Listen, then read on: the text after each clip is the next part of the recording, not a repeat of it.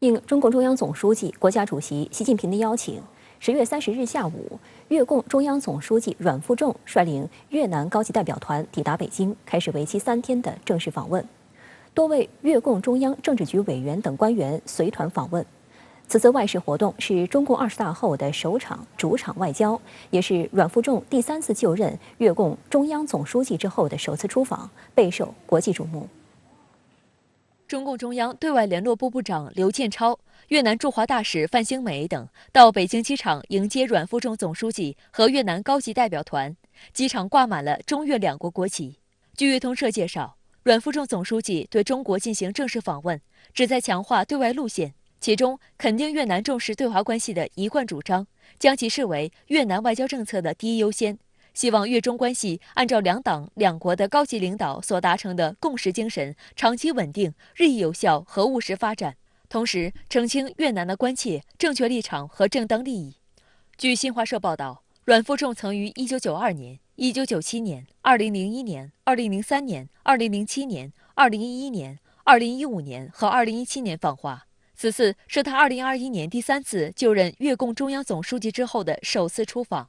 2017年11月，中共19大闭幕后，习近平总书记首次出访就选择了社会主义邻邦越南老挝。中国社科院亚太与全球战略研究院研究员许立平在接受深圳卫视采访时分析表示，此次阮富仲访问可以说是对习近平2017年访问越南的一次回访，体现了中越两党关系的传统友谊。越通社称，在两党重要政治事件上，特别是越共13大和中国共产党成立100周年期间，双方都以特别方式来祝贺，体现对两国关系的高度重视。10月30号，越共中央委员、越南外交部长裴青山在人民日报发表题为《为越中全面战略合作伙伴关系增添新动力》的文章，从政治互信、经贸合作、并肩战役、管控分歧、多边平台配合等方面，对近年来中越之间的友好交往进行了回顾。文章中专门提到，越南党、国家和人民始终高度重视巩固和发展对华关系，并将之视为越南独立自主、多边化、多样化、融入国际对外政策的一贯主张和头等优先。越共中央书记处书记、中央宣教部部长阮仲义在接受采访时表示，中共20大不仅是中国和中国人民的大事，也备受世界瞩目。中国取得的成功进一步彰显了社会主义道路的正确性和社会主义制度的优越性。中国的宝贵经验为其他国家提供重要借鉴，尤其是那些正在寻找符合本国国情发展道路的发展中国家。阮仲义表示，2022年是越南贯彻落实越共13大决议的第2个年头，在如何发挥党的领导和举其定向作用等方面，越南共产党需要进一步创新。越南驻华大使范兴美日前在接受越通社采访时表示，在国际和地区局势发生许多复杂难料的变化，新冠疫情已经并且正在对全球政治经济形势产生严重影响的背景下，此访有助于巩固两国两党政治互信，推动两国关系迈上新的发展阶段，可以推动和提高两国在各领域的实质性合作质量。中越两国都同为社会主义国家，两国的发展道路我们是相似的。两国呢在这个治国理政方面呢，面临着一些类似的一些共同的挑战比如说如何来治理贫困的问题如何来实现人民的这种共同富裕的问题，如何更好的呢发挥社会主义优越性的问题。我想这都是治国理政两国探讨的重要的一些内容我相信呢，这一次的阮富仲的访华一定会在这个方面会达成更多的共识因为这些方面呢，比如说又和习近平总书记提出的全球发展倡议也是高度的相契合度的。越通社报道提到，中共和越共保持着高级别接触和建立各党中央部门机构之间的交流和合作机制。尽管受新冠肺炎疫情影响，双方之间的往来面临困难，但双方仍以灵活形式保持频繁交流渠道，并取得好效果。两党和两国领导人频繁通电话、互致贺电和举行线上会谈等。目前，中越两党已经建立起理论研讨、干部培训、地方党委合作等合作交流机制，这对于深化两党两国的治国理政交流、提升两党的执政能力、加强舆论引导具有直接推动作用。双方还经常配合举行两党之间的理论研讨会，互相交换党建、国家管理工作的经验和实践。截至目前，双方已16次举行两党理论研讨会。有越南学者认为，越共领导人对向中共学习如何建设一个强大的、清廉的、团结的党感到浓厚的兴趣。党际交流是中越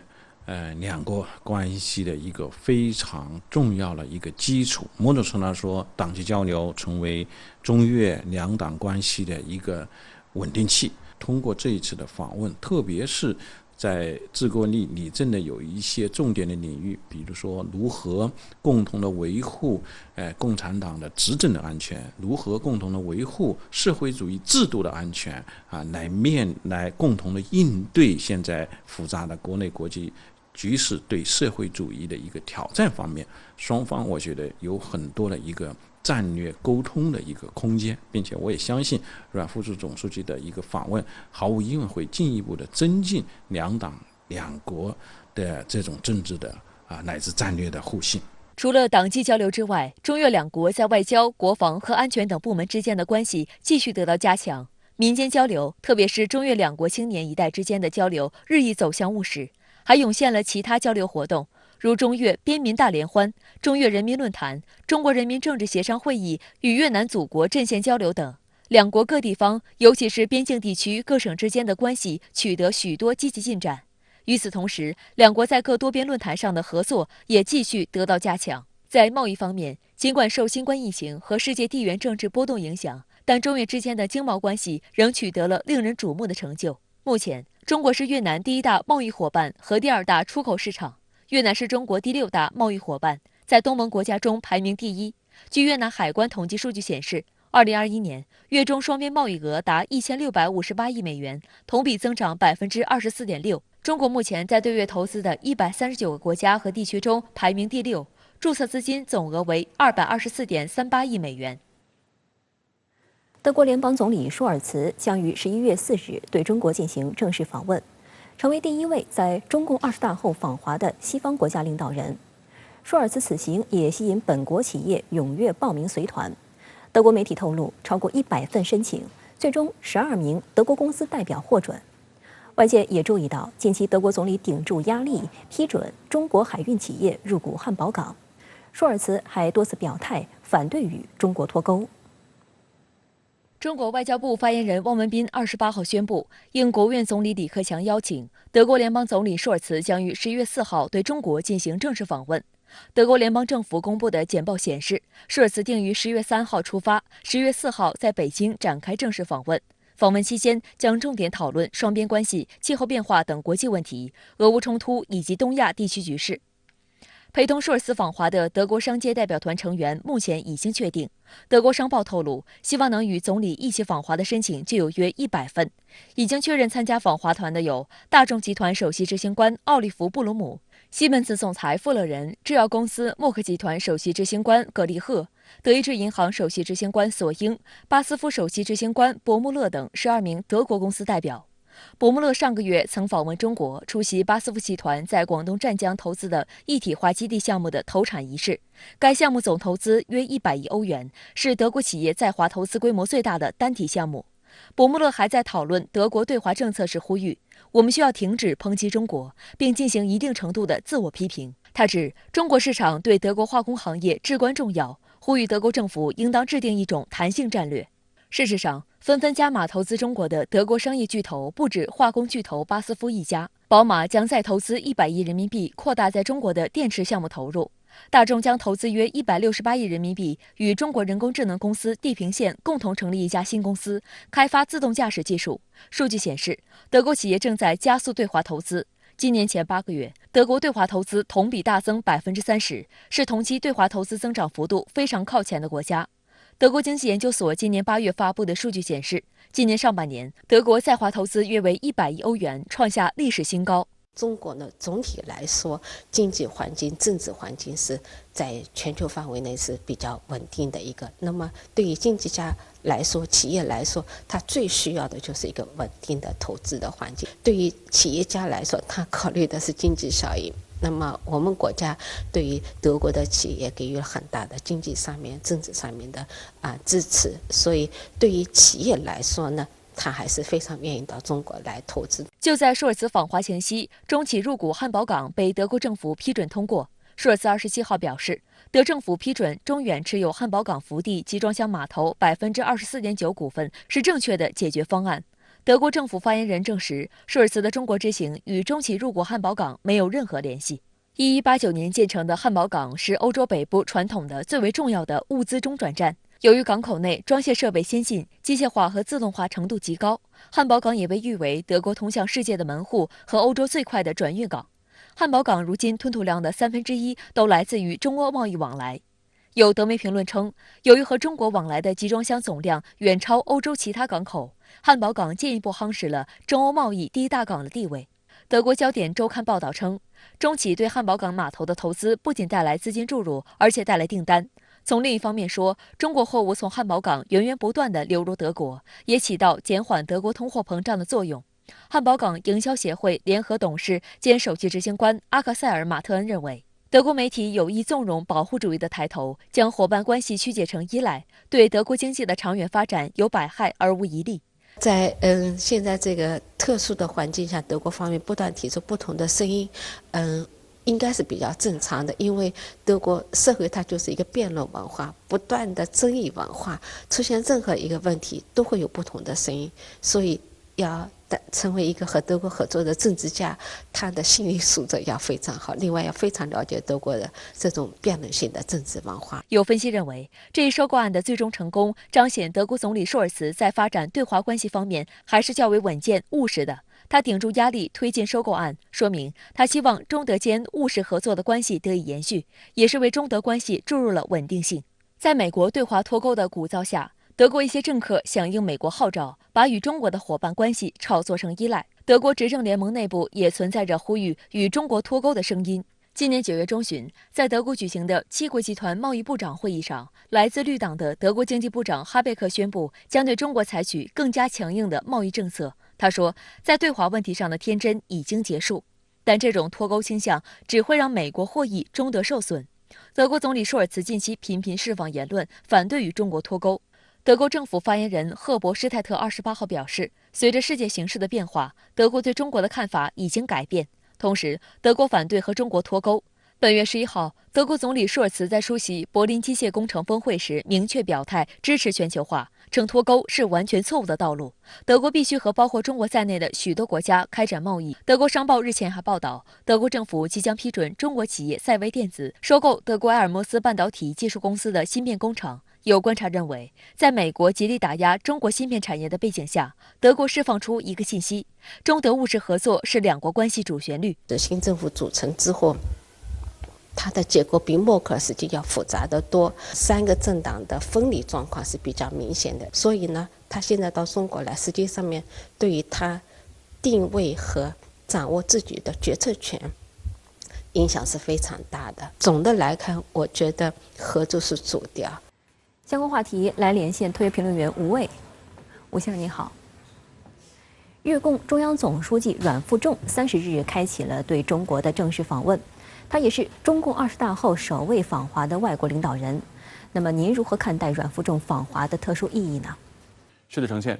越共中央总书记阮富仲成为中共20大之后首位访华的外国领导人。我认为这绝不是巧合，事先一定经过了中越双方密切的沟通。中方如此安排，自然有其深意。要知道，在中共20大胜利闭幕之后，直到11月中旬，印尼 G20 峰会、泰国 APEC 峰会密集上演的这段时间里，有一个大约10来天的窗口期。在这个窗口期内，越南、巴基斯坦、坦桑尼亚、德国4个国家领导人都要展开访华行程。外交礼仪讲究客随主便，外宾来访的先后顺序往往由东道主敲定安排。因此，我们不难看出，阮富仲同志这个中共20大后首位访华外国领导人的殊荣，无疑是中越两党引领两国关系的重要写照。另一个重要的细节是，陪同阮富仲访华的是一个规格很高、规模很大的访问团。根据越南官方媒体披露，此次陪同阮富仲访华的有包括中央书记处书记、中央组织部部长，还有中央内政部部长在内的多位越共中央高层，还有包括公安部长、国防部长在内的多位政府高官。它预示了阮富仲此访事关两党两国交往的方方面面。值得注意的又一个细节是，自上世纪90年代初中越关系正常化以来，中越两党保持着党代会后互致贺电、高层互访的惯例。在中共19大胜利闭幕后，习近平总书记首次外访的目的地就选择了越南。阮富仲此番访华选择在中共20大之后，正是对友好默契的遵循。2021年1月31号，在越共召开的13届一中全会上，阮富仲第3次当选为越共中央总书记。习近平总书记当天发去贺电予以热烈祝贺。前几天，中共20届一中全会胜利召开后，阮富仲也第一时间发来贺电，热烈祝贺习近平再次连任党的总书记。阮富仲在贺电的最后着重写下：“我期待早日同您再次见面，就重大战略问题深入交换意见，进一步增进双方政治互信，为两国关系未来发展指明方向。”上述2个细节充分地体现出中越党际交流引领两国交往的举旗定向作用。此外，除了从中越两国关系的角度出发，我们还要从中越两国携手推动周边区域友好发展的角度来展望阮富仲访华的意义。越南是东盟国家，是南海的域内国家，它的政治影响力、经济体量、军事实力都是区域内极具分量的。随着数个重要国际会议即将在东盟国家召开，国际政治舞台即将迎来所谓的亚洲时刻。在那一刻到来前夕，中国和越南这2个域内重要国家提前对表，商定下一步沟通的议题与方向，无疑为区域凝聚共识带来了令人心安的确定性。此刻，阮富仲的专机已经抵达北京，相信更多悬念即将在未来几天揭开。他所传递的信号值得大家继续保持关注。另一方面，德国总理舒尔茨也将于11月4日对中国进行正式访问。前段时间，他在柏林公开发出反对与中国脱钩的呼吁。与之相对应的，德国执政联盟内部却出现所谓的战略审慎。那么，吴先生，您如何展望德国总理的访华之行？哪些因素在综合作用呢？客观地讲，德国总理舒尔茨的访华行程时间并不长。根据德国媒体披露，可能是一次当天到当晚走的闪电式访问，但它的意义万不可小觑。尤其是当德国政坛已经实现政权更迭，这个俄乌冲突的外溢效应正在加速后默克尔时代的告别。中德两国关系、中欧两方关系今后的走势，我们都能在舒尔茨此次访华中窥见出一个大致的轮廓。前不久，舒尔茨在出席柏林机械工程峰会时明确表态称，我们不能与中国脱钩，非但如此，我们还要继续推进与他们的贸易往来。这番表态为他在总理任上的首次访华奠定了总体基调。正如默克尔在任期内的历次访华，德国高访团的阵容都是含金量十足的。德国的商界大佬们非常清楚中国这个全球最大市场的决定性意义。我毫不怀疑，这些德国企业的老总们将再一次把重注压在中国，在北京签署一系列订单，只是从订单的构成上看，恐怕不再是以往那种单纯的所谓倾销式订单，而是与中国的产业升级、市场消费端升级、深度嵌套的共生模式。是的，经过辉煌10年的发展，中国的高端制造业已经崭露头角。中国正在引领全球新能源产业革命，在个别领域，比如说新能源汽车，中国的起步时间布局程度、市场占有率，甚至要优于传统汽车制造业大国德国。在这个新趋势下，德国的民企们很难单纯通过卖车、卖鞋、卖家电等方式瓜分中国市场这块诱人的蛋糕。取而代之的是用全球顶尖的业界解决方案、制程、加工技术来参与中国市场的深度竞争，并最终以共赢的方式分享发展红利。一言以蔽之，强如德国这样的传统制造业强国，站在今天的中国市场面前，也必须拿出点压箱底的真本领了。事实上，我强烈建议德国企业的大佬们认真研读一下中共的20大报告。在中国式现代化这幅宏伟蓝图中，外资与外企的可参与性是很高的，随之而来的发展红利是无穷的。中国正在加快构建的新发展格局，正在全力推动的高质量发展，实际上也是在以接榜挂帅的方式，欢迎世界各国的资本与企业深度参与进来。从这意义上讲，那些将所谓与中国脱钩挂在嘴边的政客们，真是非蠢即坏。要是听信了他们的谗言，那真是把车开进了沟里。当然，我们也要意识到，如今的德国政坛已经发生了结构性的变化。舒尔茨总理的执政根基与政治赋能的取得方式，已经与默克尔时代大相径庭。欧洲媒体用交通灯来形容德国新一届的执政联盟，红、黄、绿三种政党颜色，充分表明了这个执政集体在一些重大战略方向上多少是存在分歧的。尤其当俄乌冲突的外溢效应正在进一步冲击欧洲政治格局，意识形态领域的斗争与偏见会在今后很长一段时间影响德国的内政与外交决策。因此，我们也频繁地看到德国总理与德国外长一个唱红脸，一个唱白脸的画面出现。这种看似前后矛盾的政治取态，在一定程度上反映了德国政府在战略抉择时的自我分裂。好的，谢谢吴先生在线与我们分享您的观点，谢谢。近日，我国首艘自主研制的075型两栖登陆舰海南舰再次展开实战化演训，提升打赢实战的能力，走出了迈向远海大洋的关键一步。海南舰此次演训在湛江某军港开展，损管演练、战伤救护等科目依次进行。演练结束后，官兵们立即聚在一起，围绕党的20大报告里提到的全面加强练兵备战、增加先预新制作战力量比重等内容展开学习讨论。作为一名老兵，张义成入伍以来就一直在登陆舰部队服役，从传统登陆舰到综合登陆舰，再到两栖攻击舰，他亲历了海军3代两栖作战舰艇的跨越发展。海南舰的新舰艇、新装备、信息化高度集成，对于我们首批舰员来说，就是摸着石头过河，不断摸索新装备的性能底数。特约评论员石红告诉深圳卫视记者，海南舰此次就损管、救护等科目展开演训，完全是贴近实战。尤其是舰船损管对于现代海战来说非常重要，直接关系到舰船能否在打击之后生存，并持续发挥战斗力。这次海南舰的演练有舰面的损管，就是防止呢像甲板上起火，因为甲板上的话有大量的这种装备嘛，特别是航空装备，那这些呢是一方面要预防的。还有一个就是在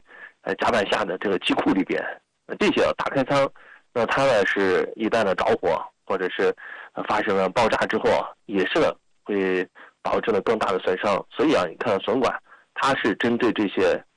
重点的部位进行了这种专门的损管演练。海南舰属于我国最新的075型两栖登陆舰。2021年4月23号的海军节当天，在海南三亚某军港集中交接入列。排水量4万吨的海南舰，既有能自主防御反击的导弹、近防炮等多种火力系统，还有能搭载多型舰载直升机的直通甲板，以及装载多型坦装和气垫登陆艇的内部物舱。装备的多样化，使得安全保障难度更高，运用手段更加复杂。更多型号的舰载直升机、坦装和两栖登陆艇之间的协同配合，是我们新质战斗力建设中的重要因素。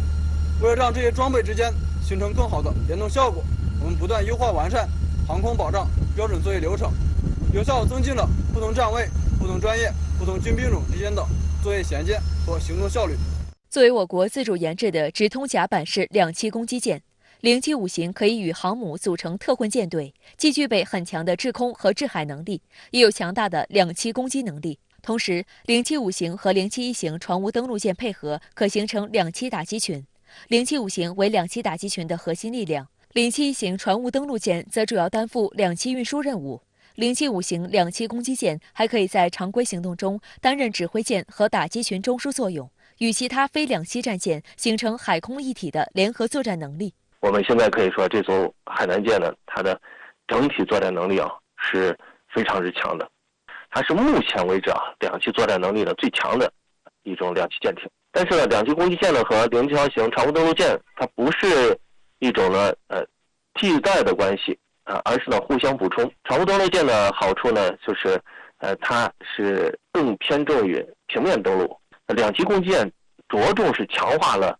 垂直登陆能力。除了首舰海南舰075型两栖攻击舰的2号舰广西舰也频频亮相。央视军事本月中旬曾报道，海南舰与广西舰组成登陆输送群，赴南海某海域开展多科目考核。考核中，在飞行引导员的指挥下，舰载直升机起飞，奔赴敌岛实施登陆作战任务。与此同时，由海南舰、广西舰搭载的气垫艇、两栖陆战装备泛水前出，向敌岛滩涂阵地发起突击。报道指出，此次重点考核舰载直升机、气垫艇、两栖陆战装备持续出动回收能力。考核过程中，舰载直升机需要通过不同的起降点进行起降训练。前不久，我们刚刚完成全训考核，走出了迈向远海大洋的关键一步。下一阶段，我们将不断深入推进实战化军事训练，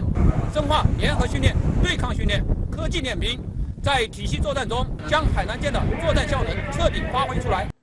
俄罗斯对欧洲输送天然气的北溪项目突发爆炸1个月后，俄方将矛头指向英国。俄国防部29日指控英国皇家海军官员参与2起对俄恐怖主义行动，不仅参与炸毁北溪天然气管道，还帮助乌克兰对俄军的黑海舰队进行无人机袭击。英国方面第一时间予以否认。俄罗斯国防部称，英国皇家海军官员参与了此前针对北溪管道的恐怖袭击的策划和实施。俄罗斯早前已将北溪管道爆炸列为国际恐怖主义事件。По имеющейся информации, представители данного подразделения ВМС Великобритании принимали участие в планировании, обеспечении и реализации террористического акта в Балтийском море 26 сентября сего года по подрыву газопроводов «Северный поток-1» и «Северный поток-2».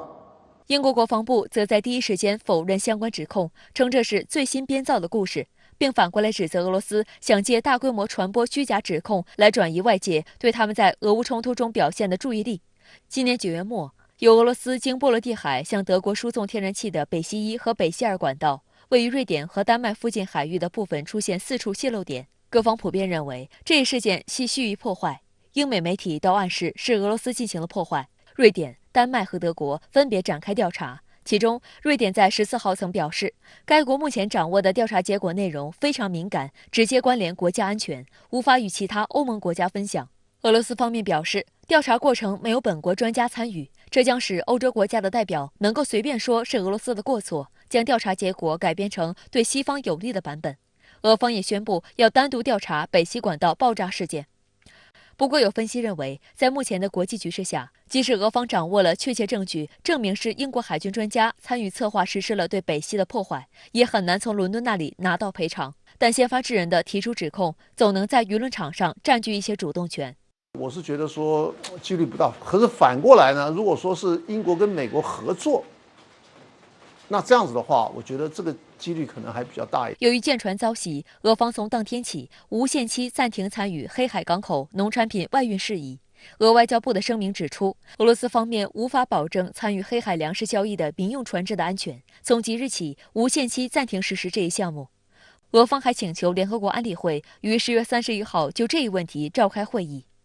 针对俄方的声明，美国总统拜登在福克斯新闻节目中表示，俄罗斯暂停参与粮食协议的决定令人气愤，他认为这将加剧饥饿。拜登称没有任何理由这样做。乌克兰总统泽连斯基在29号晚间例行的全国讲话中则表示，这意味着有200多万吨食品被困在海上。泽连斯基指责俄罗斯故意进行封锁，目的是让非洲和亚洲再次面临大规模饥荒的威胁。乌克兰基础设施部也在同一天发表声明称，自8月1号第一艘运粮船离开乌克兰敖德萨港以来，乌克兰已经成功出口了900多万吨粮食。乌克兰准备继续及时运送农产品，以确保全球粮食安全。值得一提的是，在宣布暂停黑海粮食外运协议的同一天，俄农业部长德米特里·帕特鲁舍夫表示，俄罗斯准备近4个月无偿向最贫困国家运送50万吨粮食，并完全替代乌克兰粮食，以可以接受的价格向所有感兴趣的国家供应。是因为这个乌克兰它可能在很多地方呢，就使得俄罗斯现在可能在这个问题上面会有重新的考量啊。那所以我觉得这个总是在战争当中一种拉锯意思就是说一下子，一方被谴责，另外一方又被谴责了。那所以说现在这种情况，我倒觉得说还很难逆料，说到底将来会演变成一个什么样的这个情况。7月22号，俄罗斯和乌克兰在土耳其和联合国的支持和撮合下，同意恢复通过黑海港口的粮食出口。该协议原定于11月19号到期，联合国近期一直在推动延长该协议的有效期。相关话题来连线特约评论员陈斌。陈先生您好。俄罗斯国防部首次认定北溪输气管道被炸有英国人参与策划，您怎么看？主持人好。在俄罗斯黑海舰队遭受无人机攻击以后呢，俄罗斯国防部说，乌克兰对黑海舰队实施的恐怖行为是在这个英国专家的指导下进行策划和准备的。同时呢，进一步的点名英国，指责英国人参与了9月对北溪1号和北溪2号天然气管道的爆炸事件，导致呢这2条管道无法运营。俄罗斯此前呢只说北约国家参与了北溪爆炸事件，但是呢没有点出具体的国家名称。不过呢，包括西方媒体在内都把英美呢列为怀疑对象。现在这个俄罗斯指名道姓说是英国皇家海军干的，但是呢也没有拿出具体的证据，或者呢是不便于提供证据。而英国方面呢也加以否认，说俄罗斯国防部正在兜售规模宏大的虚假说辞。所以说现在还不能够确认引爆北溪输气管道的就是英国。不过呢，有2条信息是值得关注的。一是前不久，瑞典和丹麦在北溪这个管道爆炸海域进行了调查，确认了是人为破坏、蓄意爆炸，但是呢都没有公布结果，说呢这个内容非常的敏感，直接关联国家的安全，无法与欧盟国家分享。这似乎暗示呢，这破坏者可能是北约国家。二是今天呢，英国媒体揭露，这个英国前首相特拉斯呢，在担任外交大臣期间呢，这手机曾经遭到俄罗斯特工长达1年的窃听。今年夏天呢，才发现英国外长和其他西方国家外长对乌克兰危机呢进行了高度敏感的讨论，包括关于武器运输的详细计划，可能呢都被俄罗斯斩获。特拉斯呢用了10多年的手机号呢，也不得不马上停运，导致好多外国同行和本国政要一时间呢联系不上他。这呢就从另外一个角度看呢，就是俄罗斯对英国的外交机密还是知道很多，就不排除呢特拉斯此前讨论过北溪输气管道的情报，结果呢被俄方截获了。这呢也就意味着不能够确认北溪管道是英国特工炸的，但是呢也不排除英国特工就没干这事。总之呢，俄罗斯国防部的说法可能呢会让人加重对英国引爆北溪的怀疑程度，同样呢也不排除这是俄方的舆论战法。乌克兰对俄罗斯黑海舰队发动无人机攻击后，俄方事后暂停了从乌克兰港口出口农产品的协议。联合国秘书长呼吁尽快恢复粮食出口运输，那么您认为这能成吗？俄罗斯同意从乌克兰港口向外运输粮食进行过艰难的谈判。那么根据7月份土耳其斡旋的结果，当时呢有一种默契，就是俄罗斯海军允许装载乌克兰粮食的粮船予以通行，而俄罗斯海军呢也不被攻击。俄乌双方任何一方呢都不攻击这个运送农产品的船只。现在乌军对俄黑海舰队和民用船只发动了无人机袭击，那么俄罗斯呢也就暂停乌克兰粮食出口协议。这一暂停呢，立即招来美国的斥责，说俄罗斯呢以粮食为武器，直接影响粮食安全和粮食价格，但是呢没有对俄黑海舰队遭到无人机攻击给个说法。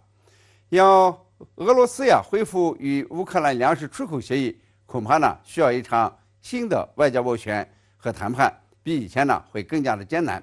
当然也不排除乌克兰要借粮食出不了港口，再次向美西方伸手要钱。但无论如何呢，这个单个粮食出口对很多人是不利的，尤其呢是极度缺粮的部分亚洲和非洲国家。所以呢，要解决粮食问题，最关键的呢是要推动俄乌停火，打下去呢对两国和对世界都没啥好处。这个美国呢，与其批评俄罗斯把粮食当武器，还不如自己呢先停止给乌军这个运送先进武器。这个战争持续，粮食出口问题呢就不会得到根本性解决的。好的，谢谢陈先生在线与我们分享您的观点，谢谢。欢迎回来。台北故宫博物院近日经传3件珍贵文物破损，横跨明清2代，其中有文物破损相当严重。有人爆料称，台北故宫博物院院长吴密察竟然对内部人员下封口令，打算瞒天过海。岛内各界人士炮轰吴密察不尊重专业，内部管理有问题，造成前所未有的超级丑闻，纷纷要求彻查真相。据台媒28号报道，国民党籍民意代表陈以信当天在一个论坛上表示，他接到检举，由台北故宫博物院典藏的文物明红制款焦黄绿彩双龙小碗现已被摔破。陈以信说，焦黄绿彩双龙小碗是非常珍贵的文物，从未对外展览。但台北故宫去年2月执行文物数字典藏计划，将它移出库房，却不慎将此碗摔破。事发后，院长吴密察却下令不得点交该碗，修复之前也不得进行检视报告，所有相关文件必须用最高密件的方式处理，以免留下任何证据。在整个过程当中，都要求不做记录，然后不做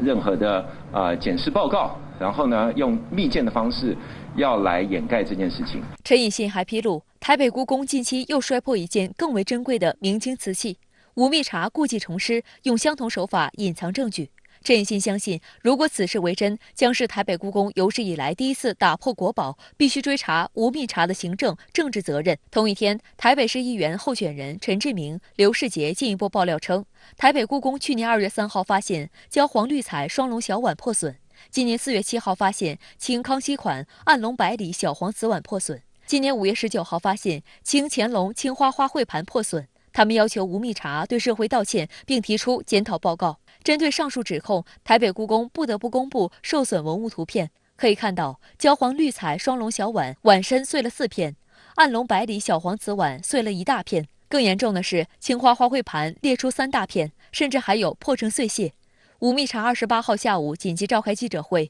极力否认隐瞒文物受损。他甚至声称，这次破损的3件瓷器皆列为一般文物。如果它是国宝跟重要古物，我们一定按照那一种呈报的规定。但是这3件是在暂行分级里面的一般古物。吴密察还辩解称，3件文物中仅1件是人为疏失，即清乾隆青花花卉盘是工作人员不慎掉落，但随即按程序通报给他。至于焦黄绿彩双龙小碗和暗龙百里小黄瓷碗，吴密察表示都是打开包装后发现破损，目前都在修复中或等待修复。只有青花花卉盘必须等惩处程序完结、厘清责任后才会启动修复。吴密察最后还把责任推给台北故宫文物延续多年的保管方式上。多盒一箱或者多物一箱，这是一个非常不符合时代潮流的一个落伍的保管方式。我们其他的文物都已经改箱为柜。不过，有业界人士就表示，古物内盒都会放无酸纸或棉花，一般晃动安全无虞，没有想象中那么容易破裂。而台北故宫博物院的防护规格应该更高，应该更不容易发生碎裂情形。在台湾啊，或者是香港、大陆比较常见的是像这种锦盒，每一件文物它有特别的量身来定做。那像这样的木盒的话，其实储放或者是移动，其实也都还 OK。有些物件年代甚至比故宫这次破碎的3件古物还要久远，也不曾因为保存方式或是外观材质导致古物在盒子里自己破碎的情形。就连故宫公开的破碎照片，暗龙百里小黄瓷碗是用棉花塞好塞满，比起早期的塞稻草和木丝，棉花防护力又在提高。至于3件破损文物的价值，据传高达25亿元新台币，约合5.65亿元人民币。吴密察则表示不便透露价格，但绝对远远低于25亿元。不过他坦言，破损后一定减损价值。他透露，因为台北故宫文物没有鉴价，保险金额也会很高，所以没有替文物保险，只有出借展览或移到南院展出时才会加保。台媒分析称，他言下之意即文物受损恐由纳税人买单。台北故宫博物院前院长冯明珠29号接受台媒采访时就表示，台北故宫文物跨海迁送来台，到了北沟，再到台北外双溪，再到前任秦孝仪院长、周公新院长都有过大盘点，档案上都清清楚楚，一件不少。这些文物由代代人守护传承至今，档案资料都很清楚，管理人员也有专业且丰富经验，人为损害基本上没有。冯明珠说，台北故宫的文物，不论是清点或策展前的健康检视，都会协同维修单位或由专业资深的库房管理人员共同参与，会让文物衰落令人惊讶。据悉，台北故宫内部员工对于现任院长提出改善落后的包装方式，认为是在分解故宫的专业、信誉、士气、自尊。此系过去为改乡为贵，是器皿处前后同仁的共识，不应出了事为检讨当前的管理而归责于前人的落后。台媒援引知情人士的话称，吴密察自2019年担任台北故宫博物院院长以来，所有台北故宫新聘人员都是他过去的下属或学生，用人凌驾专业之上。再加上南北院展量增加，台北故宫人员却愈缺不补，人员加起来只剩下吴上任前的2/3。此外，吴密察大力推动文物数字化，导致65万件文物频繁进出库房，移来移去，这才增加了文物毁损率。台湾著名政治评论员黄志贤28号撰文称，吴密察是个经典的台独学者。蔡英文提拔他出任对14亿中国人很重要的台北故宫博物院院长。民进党不愿意从台北故宫内提拔专业人才，所以过去几十年建立的严谨工作守则被打破。而且台独分子不会有中华民族情怀，只会把台北故宫当成资源，不择手段使用。之前当局拿翠玉白菜替民进党人助选，拿颜真卿祭侄文稿讨好日本前首相安倍晋三，还有什么不敢做？其实啊，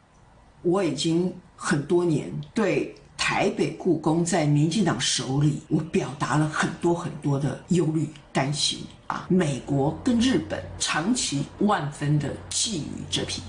中国的国宝，故宫的几十万件中国国宝，那是中国的国宝，也是世界人类文明的瑰宝，无可复制，无法复制。谁来救我们的国宝？我们还能够不统一吗？我们还能够等吗？越早统一，越能够保护我们的国宝。